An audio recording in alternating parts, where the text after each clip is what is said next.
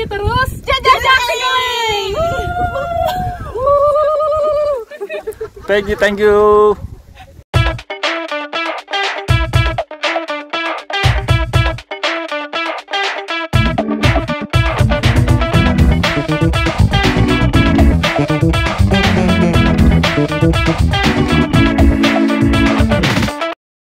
Assalamualaikum warahmatullahi wabarakatuh.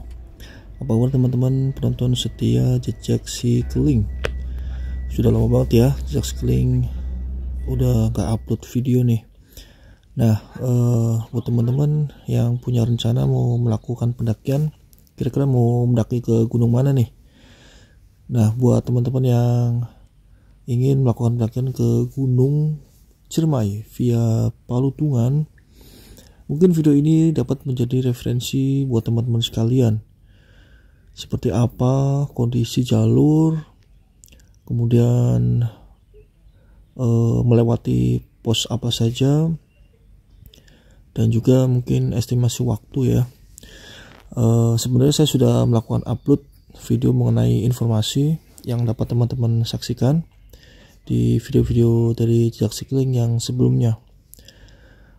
Mungkin untuk edisi kali ini Jejak Skiling hanya ingin berbagi cerita ya, bagaimana namanya sebuah pendakian itu merupakan sebuah aktivitas yang sangat menyenangkan tentunya, dan dapat dilakukan oleh semua kalangan, semua umur, paling tidak anak yang sudah berumur di atas 10 tahun lah ya, sudah cukup aman untuk melakukan pendakian. Dan tentunya banyak juga pendaki senior atau yang sudah master yang mungkin sejak muda atau mungkin baru melakukan pendakian di usia yang sudah cukup senja ya. Jadi boleh dikatakan tidak ada batasan lah untuk aktivitas outdoor, termasuk juga mungkin jenis aktivitas outdoor yang lain ya, bukan hanya pendakian, ada juga panjat tebing, susur gua, kemudian susur sungai atau rafting dan lain sebagainya. Nah, buat teman-teman yang belum pernah melakukan pendakian, mungkin hanya dapat membayangkan ya seperti apa sih di gunung itu, hawa dinginnya kayak gimana, yang mungkin teman-teman hanya bisa saksikan melalui YouTube seperti ini.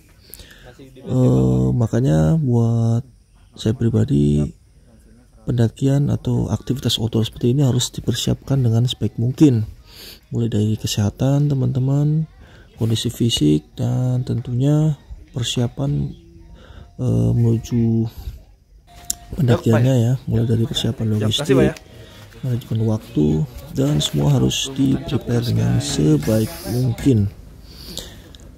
Nah, ini adalah pendakian kami sekitar atau di bulan Agustus ya, Agustus menuju September. Nah, ini adalah salah satu gunung favorit tentunya buat para pendaki, dengan daya tarik salah satunya adalah menjadi gunung tertinggi yang ada di Provinsi Jawa Barat.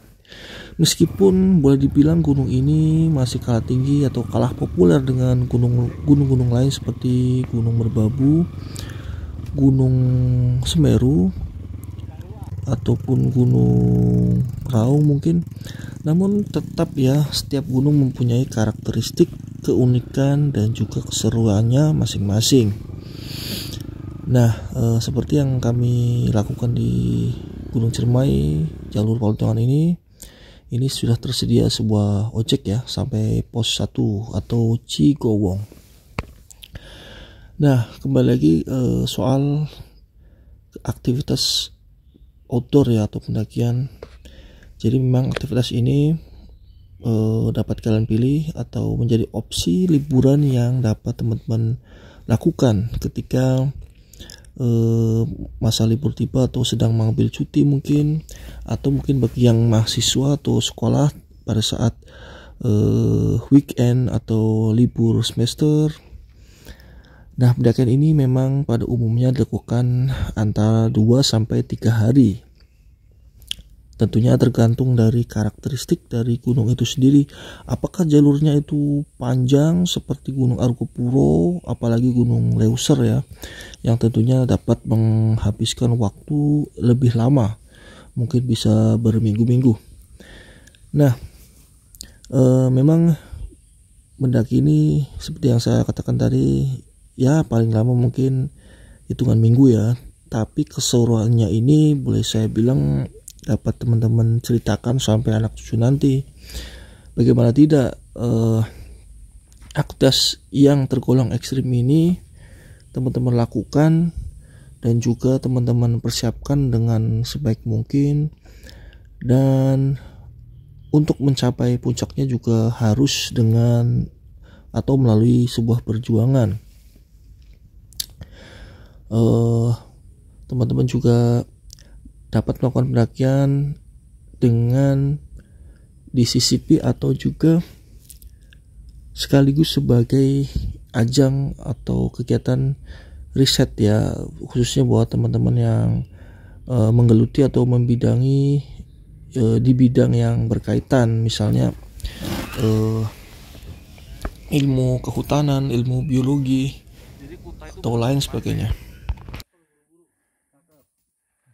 Oh ya, kata-katanya belum nih. Ali, kata-kata hari ini, Li.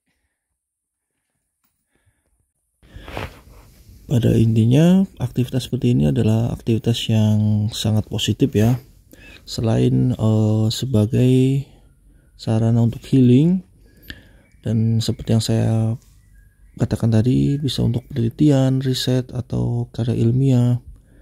Jadi memang aktivitas outdoor ini setidaknya dapat teman-teman lakukan paling tidak 1 bulan atau 3 bulan sekali ya.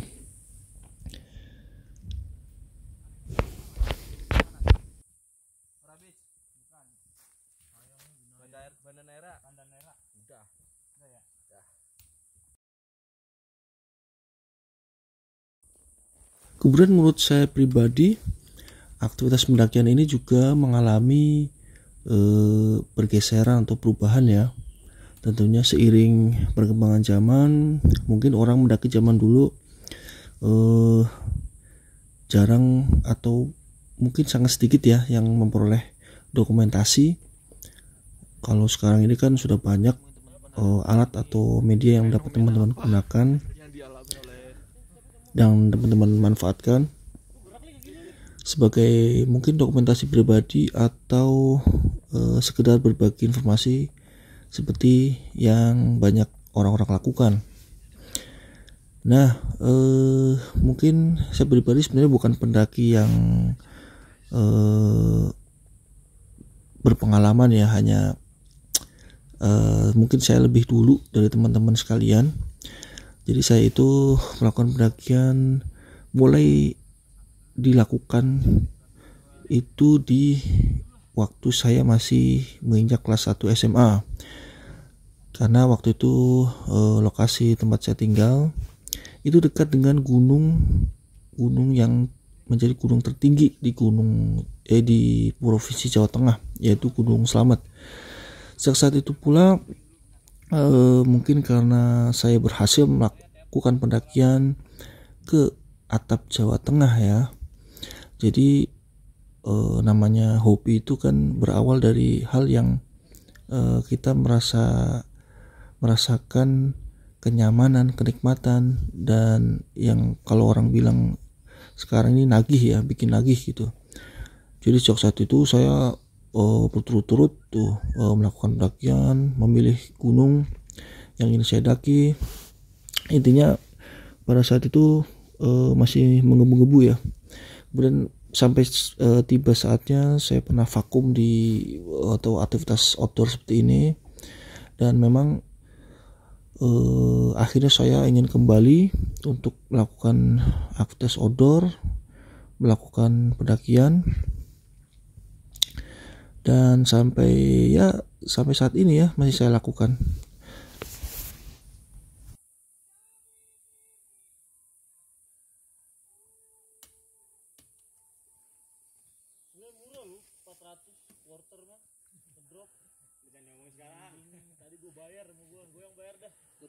Kasih dengan hewan. Enggak, dia emang antara manis sama bangke dia. Anjir. Emang lu kita ini lalat.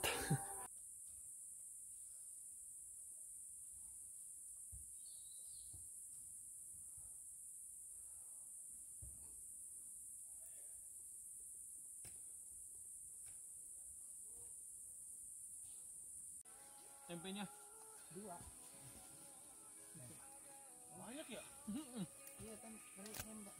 Selanjutnya, sebagai seorang pendaki, tentunya teman-teman harus dibekali dengan ilmu dan pengetahuan, sehingga nantinya ketika teman-teman sudah memasuki pendakian, sudah di alam bebas seperti ini, teman-teman sudah menguasai banyak hal sehingga tidak kerepotan.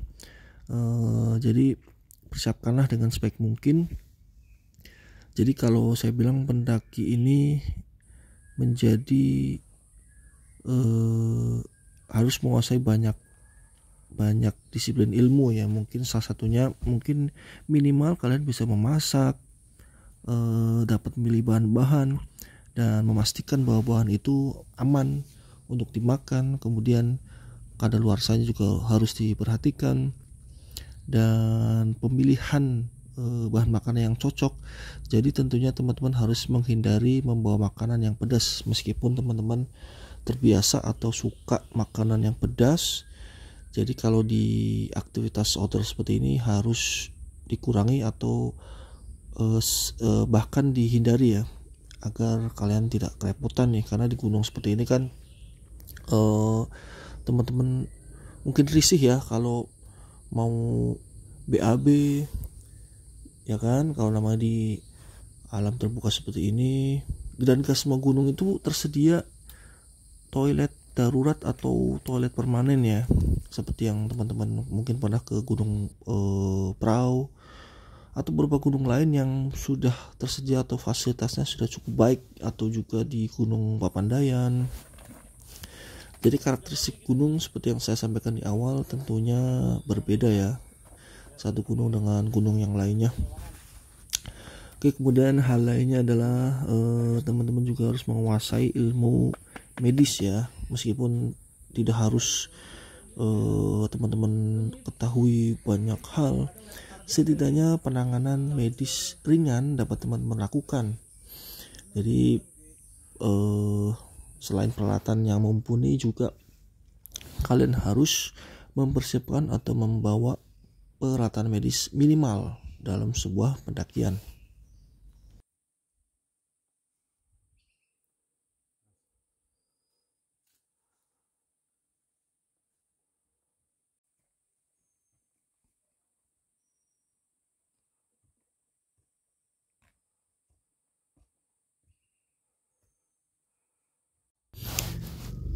Mungkin tadi saya sampaikan sebelumnya berkaitan dengan permakanan, kemudian medis. Kemudian hal lain yang tak kalah penting yaitu karena kita sudah masuk ke era modern, jadi ketika mendaki ini, mungkin kalau saya bandingin zaman saya awal mendaki itu sudah cukup jauh berbeda ya. Jadi pada saat awal tahun 2000-an saya mulai suka mendaki, itu saya pernah merasakan di mana pendakian itu cukup nekat ya. Nekat dalam arti begini, ketika saya mau mendaki, kita tidak mengetahui kondisi atau status gunung itu karena keterbatasan informasi. Belum ada media yang masif seperti sekarang ya, dari medsos atau informasi yang dapat teman-teman akses. Jadi dulu itu saya mau mendaki gunung A, ya udah tinggal berangkat tanpa memastikan status gunung itu, kemudian melakukan registrasi di base camp, ya udah naik aja. Dan dulu juga belum ada kuota ya, mungkin pendakian berapapun tetap dilayanin. Ya memang pada saat saya melakukan pendakian di awal-awal itu belum banyak juga sih yang orang-orang yang mulai suka dengan dunia outdoor seperti pendakian seperti ini. Jadi ya mungkin kuota belum sebanyak sekarang. Seperti yang teman-teman lihat fenomena di Gunung Gede ya, itu mungkin ya tahu sendiri lah ya, entah gimana ceritanya ketika kita mengecek kuotanya sekian, ternyata di gunungnya yang kita lihat bisa berlipat-lipat banyaknya. Ya pokoknya hal seperti itulah yang menjadi perbedaan ketika saya awal-awal suka gunung. Nah, hal lain yang tak kalah penting apalagi ya, mungkin teman-teman dapat tambah di kolom komentar deh dari apa-apa yang tadi saya sampaikan dan informasi yang saya jelaskan masih kurang lengkap atau belum update. Jadi teman-teman monggo aja isi di kolom komentar.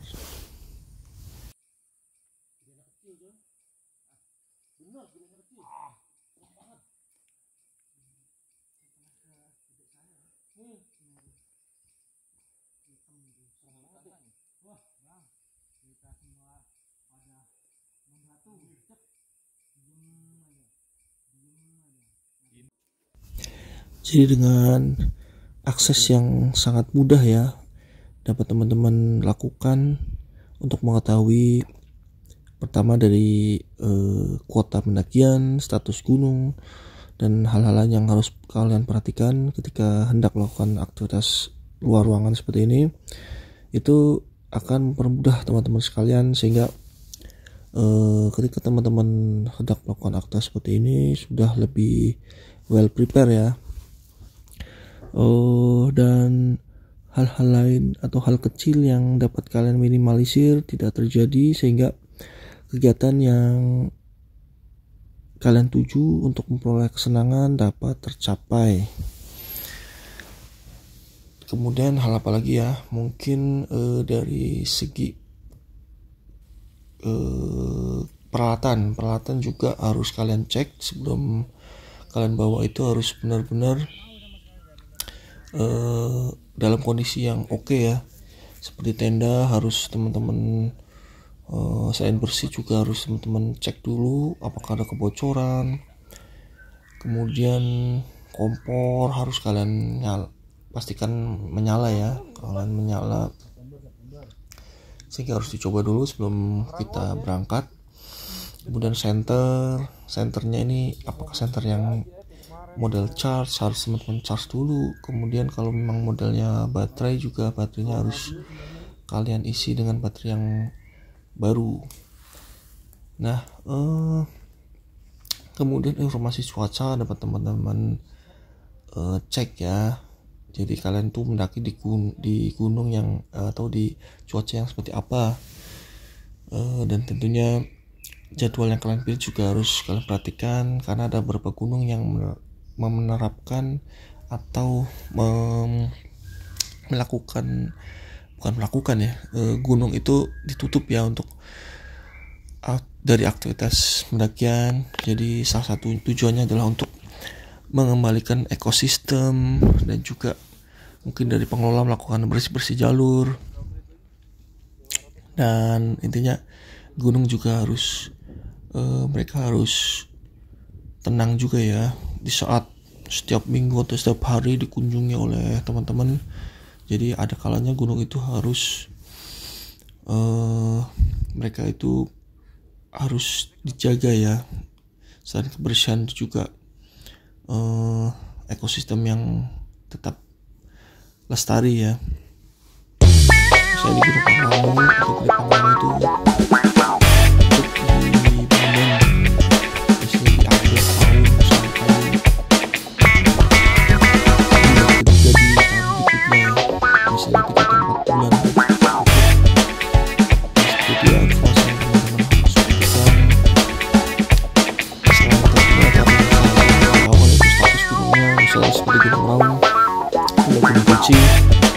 selayaknya gunung-gunung yang masih aktif juga harus kalian pastikan statusnya, sehingga kalian tidak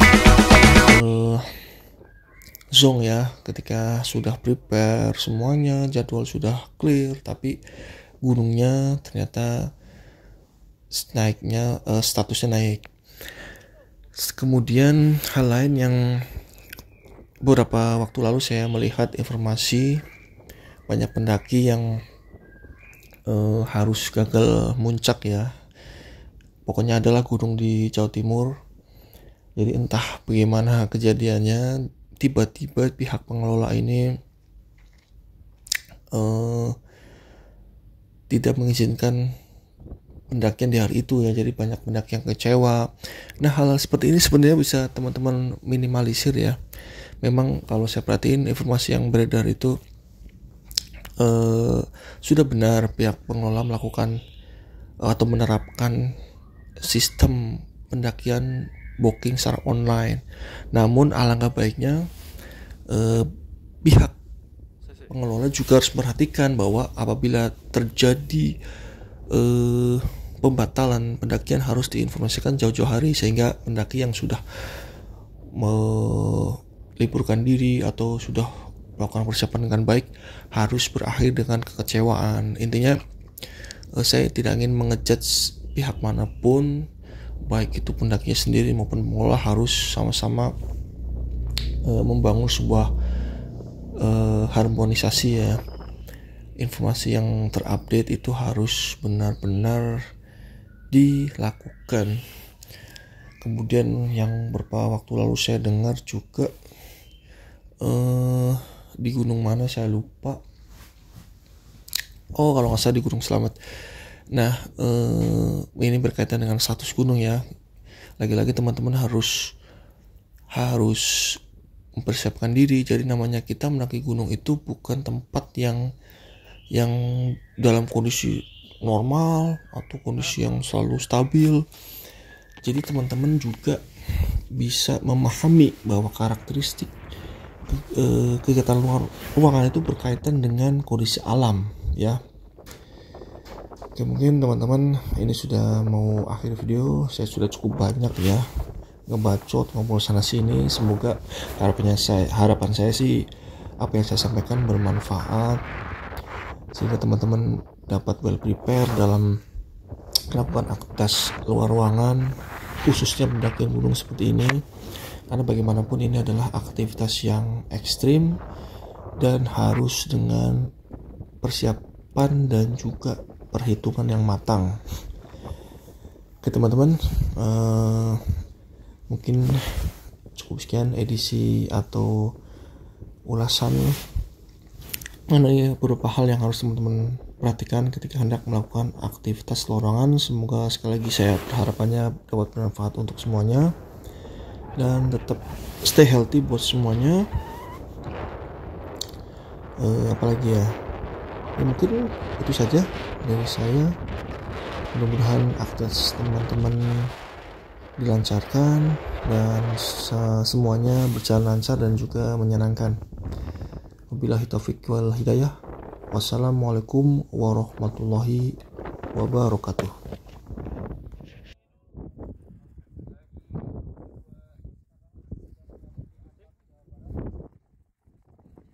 Di atap Jawa Barat, puncak Gunung Ciremai, kami Skypala Airnav Indonesia mengucapkan selamat ulang tahun untuk Airnav Indonesia yang ke-12. Jaya!